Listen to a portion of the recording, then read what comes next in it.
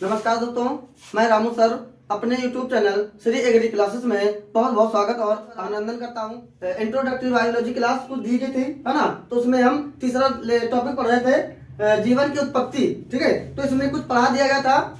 ठीक है, कुछ सिद्धांत इसमें हमने पढ़ा दिए थे। ठीक है, अब इसमें एक सिद्धांत लगा है स्वतः उत्पादनवाद, है ना। स्वतः उत्पादनवाद, इसके अंतर्गत हम कुछ पढ़ेंगे, है ना। एक है फ्रांसिस्को रेड्डी का प्रयोग। ठीक है, क्या है? फ्रांसिस्को रेड्डी का प्रयोग। ठीक है, तो इसमें क्या होता है, फ्रांसिस्को रेड्डी इस प्रयोग में क्या होता है कि इन्होंने क्या किया, ठीक है, कि कुछ एक जार में कुछ मृत जानवरों के मांस के टुकड़े लिए, जैसे कि सांप और मछलियां, है ना। मैंने चित्र बनाया हुआ है। ठीक है, तो पहले इसको क्या किया, एक जार में इसको पहले खूब उबाल दिया। ठीक है, ताकि जो बैक्टीरिया है पहले से अगर मौजूद है तो वो क्या हो जाए, मर जाए, है ना, खत्म हो जाए। ठीक है, और इन्होंने क्या किया, इन्हें कुछ जार लिए।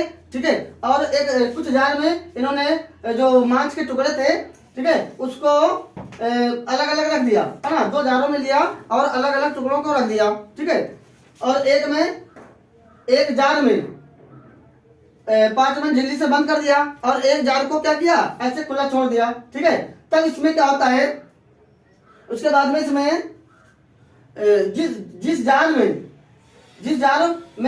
खुला था उसमें क्या होता है, जो मक्खियां होती हैं उनके लार्वा बैठ जाते हैं, है ना। मक्खियां आकर के इनके मांस के टुकड़ों पर आकर के बैठ जाती हैं और उनसे लार्वा उत्पन्न हो जाते हैं, अंडे उत्पन्न हो जाते हैं। ठीक है, और इसके विपरीत क्या होता है, जो जार 5 मिनट झिल्ली से बंद था, 5 मिनट झिल्ली से इन्होंने बंद कर दिया था, 5 मिनट पेपर से। ठीक है, उसके बाद में क्या होता है कि जो जार बंद था, ठीक है, तो इसमें मक्खियां अंदर नहीं आ पाई। ठीक है, और इससे क्या होता है, इसके लार्वा, है ना, मक्खियां अंदर नहीं आ पाती हैं और लार्वा और अंडे नहीं उत्पन्न होते हैं। ठीक है, तो इससे क्या निष्कर्ष निकलता है कि जो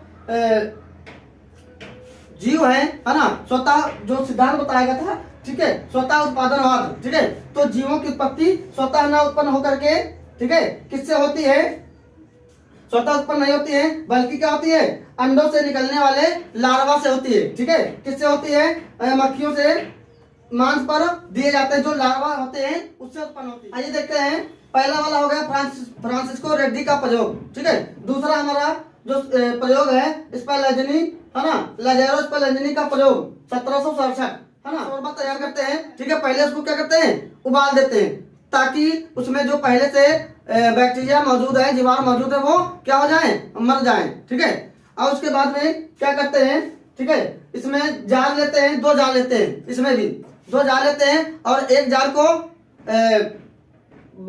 बंद कर देते हैं, ढक देते हैं। ठीक है, और एक जार में कार्क की लगा देते हैं, है ना, कार्क समझ रहे हो। ठीक है, जो कीप क्या कार्क होती है, डक्टी जिसको बोलते हैं, वो लगाते हैं ताकि उसमें जो थोड़ा सांस रहे। ठीक है, तो इस तरह से 2 जारों में इन्होंने शोरबा तैयार किया था, वो ले लेते हैं। ठीक है, उसके बाद में क्या होता है, इस शोरबे को जारों में रख करके कुछ जारों को सील बंद कर देते हैं और कुछ को खुला छोड़ देते हैं, है ना, यानी कार्क से बंद करते हैं, उसमें थोड़ा स्पेस रहता है। उसके बाद क्या होता है, कुछ दिन के बाद इसमें क्या देखते हैं, जो जार कायदे से बंद था, अच्छे से बंद था, उसमें जो बैक्टीरिया नहीं उत्पन्न होते हैं, है ना, और जो खुला होता है उसमें बैक्टीरिया उत्पन्न हो जाते हैं। ठीक है, उसमें जीवाणु। तो इसमें एक वैज्ञानिक थे नीजम। ठीक है, नीजम ने इसका क्या किया, विरोध किया। ठीक है, नीजम ने क्या किया, विरोध किया और कहा, इन्होंने कहा कि जो शोरबा तैयार किया गया जीवों के उत्पन्न करने योग्य नहीं था। इस पर स्पालेंजनी क्या हो गए, नाराज हो गए। स्पालेंजनी जो थे वो क्या हो गए, नाराज हो गए, और जो कार्क था जिसपे बंद था उसको क्या किए, तोड़ दिए। तोड़ने के बाद में क्या होता है, उसमें जो जीवाणु होते हैं, बैक्टीरिया होते हैं, उत्पन्न हो जाते हैं, है ना। कुछ समय के बाद उसमें बैक्टीरिया उत्पन्न हो जाते हैं। ठीक है, तो इससे क्या निष्कर्ष निकलता है कि सूक्ष्म जीवाणु ही स्वतः उत्पन्न नहीं होते हैं। सूक्ष्म जीवाणु जो होते हैं स्वतः उत्पन्न नहीं होते हैं, बल्कि जो वायु हवा होती है उसके उत्पन्न होते हैं। ये देखते हैं, तीसरा प्रयोग है लुई पास्चर का प्रयोग। कौन सा, लुई पास्चर का प्रयोग। पहला था फ्रांसिस्को रेड्डी का प्रयोग, दूसरा था, है ना, स्पालेंजनी का प्रयोग, तीसरा है लुई पास्चर का प्रयोग। ठीक है, इसमें क्या होता है कि जो लुई पास्चर होते हैं, है ना, जीवोत्पत्तिवाद का विवाद चलता रहता है। ठीक है, उसके मध्य में क्या आ जाते हैं, लुई पास्चर एक वैज्ञानिक आ जाते हैं। ठीक है, तो इन्होंने जीवात और जीवोत्पत्तिवाद के जो वाद चल रहा था, ठीक है, तो उसको खत्म करने के लिए एक प्रयोग करते हैं, ठीक है, जिसका नाम होता है ना, अपने नाम से रखते हैं, लुई पास्चर का प्रयोग कहा जाता है। ठीक है, इन्होंने क्या किया कि कुछ कुछ जार लिए, ठीक है, और कुछ जार को इन्होंने क्या किया, एक स्वान नेक फ्लास्क, ठीक है, हंस के गर्दन की आकार की फ्लास्क बना दिया। ठीक है, और इसमें क्या किया, यीस्ट और शर्करा के घोल को भर दिया। ठीक है, यीस्ट और शर्करा के घोल को भर दिया। ठीक है, और इसको गर्म किया। पहले क्या किया, इसको पहले गर्म किया ताकि जो इसके अंदर बैक्टीरिया प्रेजेंट है वह क्या हो जाए, खत्म हो जाए। ठीक है, और उसके बाद में क्या होता है, ठीक है, तो लुई पास्चर ने क्या किया, एक फ्लास्क में यीस्ट और शर्करा का घोल लिया, और घोल लेने के बाद में क्या किया, उसको पहले उबाल दिया। ठीक है, उबालने के बाद में दो अलग अलग फिर जार में भर दिया। ठीक है, तो इसमें जो जार हंस के आकार का था तो उसमें कोई बैक्टीरिया उत्पन्न नहीं हुए, है ना, और यहाँ से बाहर से कोई वायु जा नहीं पाई, है ना, बाहर से कोई वायु जा नहीं पाई, जिसके कारण इसमें कोई बैक्टीरिया उत्पन्न नहीं हुआ। ठीक है, इसके विपरीत क्या होता है, एक फ्लास्क की गर्दन को गर्म, है ना, गर्म करके, है ना, उसे क्या कर दिया, हंस के आकार का बना दिया। ठीक है, और उसके बाद में दोनों फ्लास्कों में अलग अलग ये जो घोल था उसको भर दिया, है ना। भरने के बाद में क्या किया कि अब इस वाले में कोई बैक्टीरिया नहीं आया। ठीक है, अब उसके बाद क्या करते हैं, ठीक है, एक को, है ना, जो गर्दन होती है उसको तोड़ देते हैं, है ना, जो हंस के आकार की गर्दन होती है, फ्लास्क होता है, उसको तोड़ देते हैं। तो उसमें क्या होता है, कुछ समय के बाद में वायु आते हैं और वायु के साथ में बैक्टीरिया प्रेजेंट हो जाते हैं, है ना, तो इसमें बैक्टीरिया आ जाते हैं। ठीक है, तो इससे क्या निष्कर्ष निकलता है, इसके यह निष्कर्ष निकलता है कि जो सूक्ष्म जीव हैं, है ना, सूक्ष्म जीवों की उत्पत्ति किससे होती है, सूक्ष्म जीवों की उत्पत्ति, है ना, जटिलता के कारण सूक्ष्म जीवों की उत्पत्ति स्वयं नहीं पहुंच पाती, है ना, नहीं हो पाती है।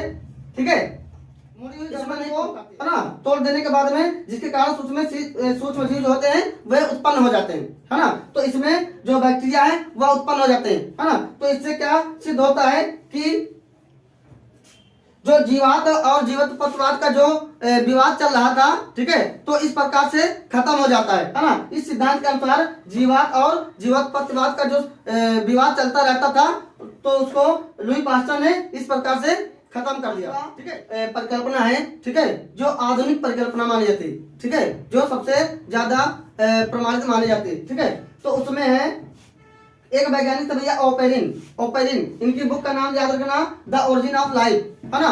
इसमें इन्होंने, है ना, और इसको प्रकृतिवाद भी कहा जाता है। क्या कहता है, प्रकृतिवाद भी कहा जाता है। ठीक है, तो जो ओपेरिन थे इन्होंने क्या बताया, इस पृथ्वी पर, है ना, इस वायुमंडल में, ठीक है, आदि वायुमंडल था, क्या था, आदि वायुमंडल था। ठीक है, तो जटिल कार्बनिक पदार्थ बने, पहले क्या बना, जटिल कार्बनिक पदार्थ बने। ठीक है, जटिल कार्बनिक पदार्थों से फिर कार्बनिक पदार्थों का निर्माण हुआ। ठीक है, और इस प्रकार, है ना, वे सारी दशाएं, है ना, आ गई जिनसे जीव की उत्पत्ति हुई। ठीक है, जीव रसायन उद्विकास भी कहा जाता है। ठीक है, तो इस परिकल्पना के अनुसार हम इसको कई चरणों में पढ़ सकते हैं। ठीक है, कई चरणों पर पढ़ सकते हैं, जैसे कि है पहला लगा है, पहला चरण है परमाणु अवस्था। ठीक है, क्या है, परमाणु अवस्था। ठीक है, तो ओपेरिन के अनुसार बताया गया कि, है ना, जितने भी ग्रह हैं उनका निर्माण, ठीक है, जैसे हमने पहले बताया था कि एलियम नामक पदार्थ से बना। ठीक है, जितने भी ग्रह हैं, है ना, उनका सबका निर्माण किससे हुआ है, एलियम नामक पदार्थ से बना हुआ है। ठीक है, जो बादल नुमा संरचना थी उसी से बना है। ठीक है, और इसका जो तापमान होता है, ठीक है, इनका तापमान कितना था, 5000 डिग्री सेंटीग्रेड से 6000 डिग्री सेंटीग्रेड था, है ना, 5000 डिग्री सेंटीग्रेड से 6000 डिग्री सेंटीग्रेड के आसपास था। ठीक है, जब सारे ग्रहों का निर्माण हुआ था। ठीक है, यानी सूर्य का भी और पृथ्वी का भी जितने भी ग्रह हैं उस समय इसका निर्माण हुआ था। ठीक है, तो हमारी पृथ्वी का तापमान कितना था, 5000 डिग्री सेंटीग्रेड से 6000 डिग्री सेंटीग्रेड सारे तत्व थे। ठीक है, जो जब पृथ्वी का निर्माण हुआ था तो उसमें बहुत सारे तत्व थे, जो तत्व ज्यादा सॉलिड थे, ठीक है, तो वे कहाँ चले गए, पृथ्वी के केंद्र में चले गए, ठीक है, वे कहाँ चले गए, पृथ्वी के केंद्र में एकत्रित हो गए, ठीक है। और जो हल्के तत्व थे वे ऊपर हाइड्रोजन गैस, ठीक है ना, हाइड्रोजन गैस और ऑक्सीजन भी थी, ठीक है, और कार्बन, नाइट्रोजन, है ना, ये सारी तत्व गैसें मौजूद थी, ठीक है। जब पृथ्वी का तापमान धीरे धीरे कम हुआ, ठीक है, तो जल का निर्माण हुआ, है ना, और मीथेन का, है ना, और इस जैसे कुछ गैसों का निर्माण हुआ, जिससे क्या हुआ, सागरों का और भूकरोड का भी निर्माण हो गया, ठीक है, भूकरोड यानी पृथ्वी का, ठीक है। तो इस तरह से पहले चरण में, है ना, इन गैसों का निर्माण हुआ, ठीक है, परमाणु, ठीक है, सबसे छोटी अवस्था क्या होती है, परमाणु होती है, ठीक है। तो परमाणुओं का निर्माण हुआ पहले वाले भाग में, ठीक है। उसके बाद में इनसे क्या हुआ, ठीक है, भारी धातुओं का भी निर्माण हुआ, जैसे कि भारी धातुएं कौन कौन सी होती हैं, लोहा, निकिल, है ना, और तांबा, इन भारी धातुओं का निर्माण हुआ, ठीक है। तो हमारा पहला चरण था परमाणु अवस्था, है ना। तो परमाणुओं का इस तरह से, है ना, हाइड्रोजन, ठीक है, ऑक्सीजन, नाइट्रोजन और कार्बन, नाइट्रोजन, ठीक है, और आर्गन, ठीक है, जो हल्के तत्व थे, इससे, है ना, आपस में मिलने से क्या होता है, एक आदि वायुमंडल का निर्माण हो जाता है, ठीक है। तो ये हमारा था पहला, ठीक है, कि परमाणु अवस्था, ठीक है। तो अब परमाणु का निर्माण हो जाता है, ठीक है। अब दूसरा है पॉइंट, दूसरा चरण है अणु अवस्था, है ना, तथा अकार्बनिक पदार्थों की उत्पत्ति, ठीक है। अब क्या होता है, अब यह परमाणु से संयुक्त होकर के क्या बनेंगे, अणु बनते हैं, है ना। तो इसमें क्या होता है, हाइड्रोजन और नाइट्रोजन से मिल करके, है ना, हाइड्रोजन नाइट्रोजन से मिल करके, है ना, अमोनिया का निर्माण हो जाता है, ठीक है। धीरे धीरे क्या होता है, अमोनिया का निर्माण हो जाता है, ठीक है, आदि वायुमंडल बन जाता है, ठीक है। तो इस तरह से ये दूसरे चरण में क्या था, अमोनिया का निर्माण होता है, यानी अमोनिया क्या है, एक अकार्बनिक पदार्थ होता है, ठीक है। तो पहले वाले में क्या था भैया, परमाणु बना, ठीक है। दूसरे वाले चरण में क्या बना, अणु बन गया, ठीक है, यानी अमोनिया का निर्माण हो वाला पॉइंट, है ना। तीसरा चरण है, ठीक है, तीसरा चरण है कार्बनिक यौगिकों की उत्पत्ति, ठीक है। किसका है, कार्बनिक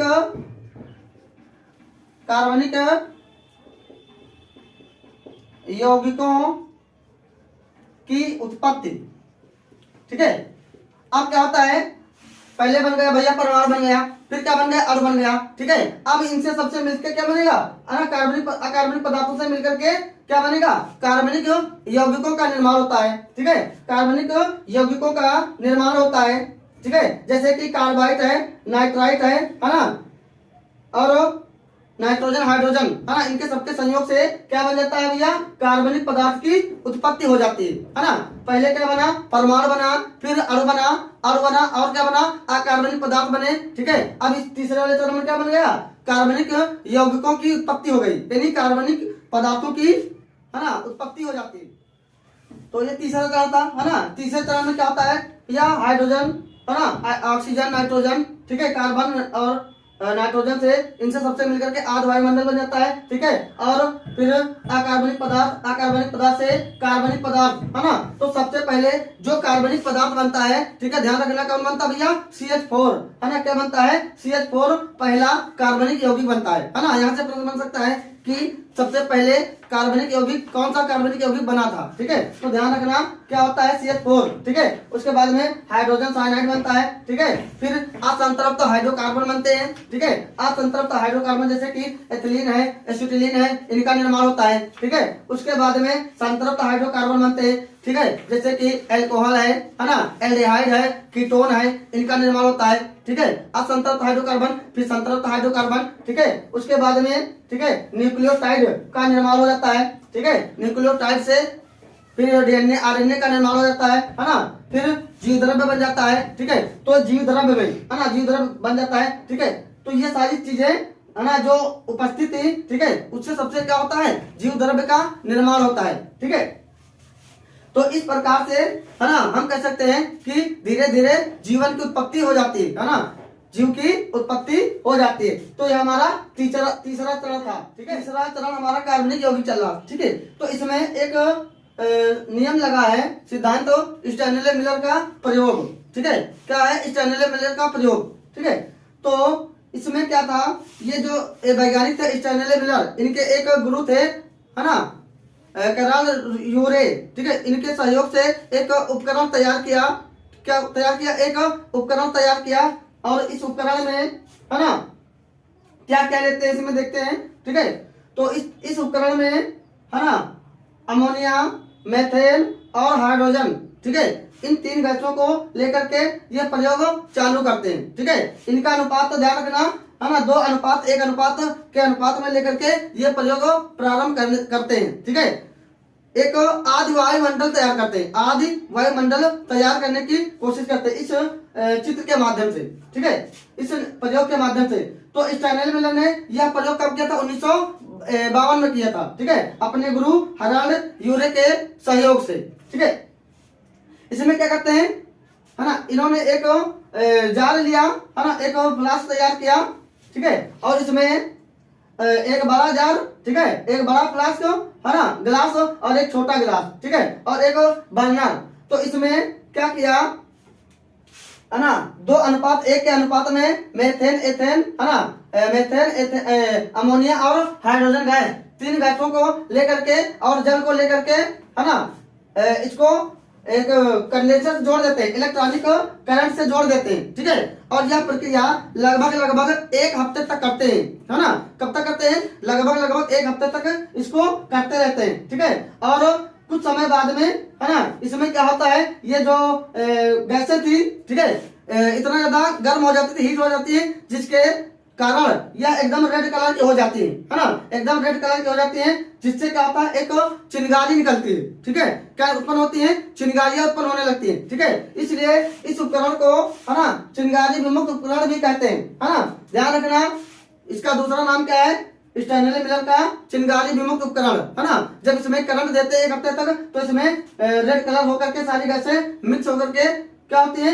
चिंगारी उत्पन्न होती है ना, जिसके कारण से चिंगारी विमुक्त उपकरण भी कहते हैं। बॉइलिंग वाटर, यहाँ से पानी गर्म करते हैं, ठीक है, छोटा फ्लास्क है, ठीक है, बर्नर, इससे हीट करते हैं, ठीक है, और उधर करंट से जोड़ देते हैं, ठीक है। और यहाँ पे एक कंडेंसर लगा होता है, क्या लगा होता है? कंडेंसर, ठीक है। तो ये सारे जो पदार्थ आते हैं यहाँ पे, ठीक है, तो ये क्या होता है? धीरे धीरे धीरे करके ठंडा हो जाता है, ठीक है। जैसे हमने पृथ्वी के उत्पत्ति के बारे में बताए थे, है ना, तो यही प्रक्रिया हुई थी उसमें, तो वही वाला प्रयोग करते हैं। क्या क्या बनता है जब ये ठंडा हो जाता है? तो भैया ग्लाइसिन बनता है। क्या बनता है? ग्लाइसिन का निर्माण होता है, और एलेनाइन का निर्माण होता है, अमीनो अम्ल का निर्माण होता है, और सरल शर्कराएं बनती है, ठीक है, और वसीय अम्ल बनते हैं, ठीक है।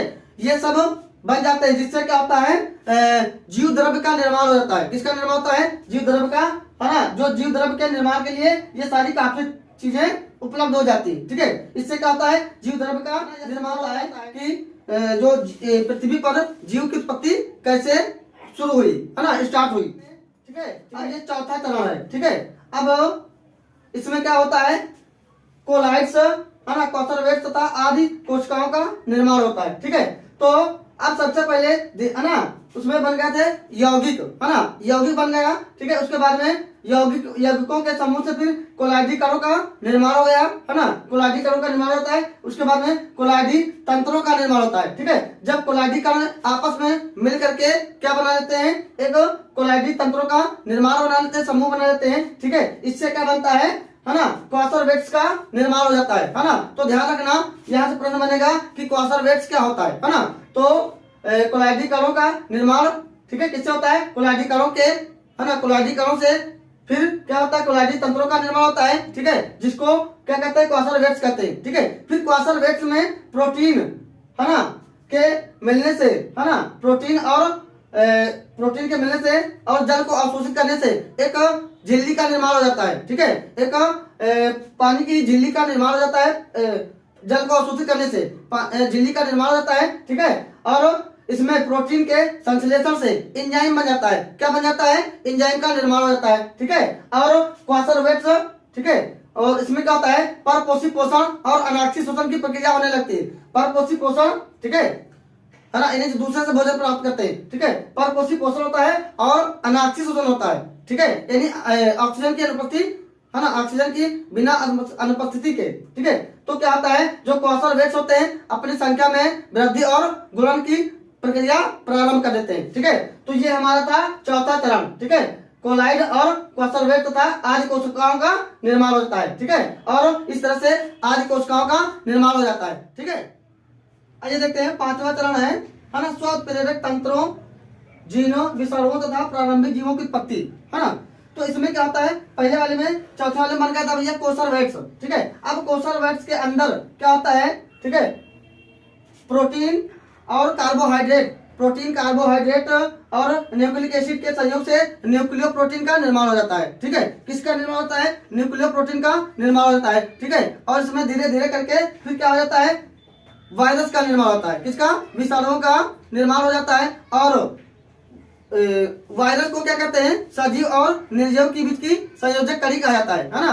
सजीव और निर्जीव के बीच की संयोजक कड़ी किसको कहा जाता है, वायरस को कहा जाता है। ठीक है, ये पॉइंट ध्यान रखना। ठीक है, अब क्या होता है, धीरे धीरे प्रोकैरियोटिक कोशिकाओं का निर्माण होता है ना। प्रोकैरियोटिक कोशिकाएं जिसमें माइटोकॉन्ड्रिया, है ना, और ये चीजें नहीं पाई जाती थी। ठीक है, प्रोकैरियोटिक कोशिकाओं का निर्माण होता है, इसमें वृद्धि और विकास से, ठीक है, क्या होता है, अब प्रोकैरियोटिक कोशिकाओं में, ठीक है, अब स्वकोषी पोषण होता है। ठीक है, स्वकोषी यानी कुछ ऐसे जीवों का निर्माण होता है जो स्वयं भोजन को प्राप्त कर लेते थे। ठीक है, अब स्वपोषण के बाद में, है ना, फिर धीरे धीरे करके परपोषी पोषण वाले जीवों का निर्माण हो जाता है। ठीक है, जो दूसरों पर भोजन के लिए आश्रित रहते हैं। ठीक है, तो परपोषी जो होता है वो कई प्रकार का होता है, मृत जीवी यानी ऐसी कोशिकाएं जो मृत जीव जंतुओं से भोजन प्राप्त कर लेती थी। ठीक है, मृत जीव जंतुओं से। ठीक है, दूसरा वाला है प्राणी संभोजी पोषण, है ना, ऐसी कोशिकाएं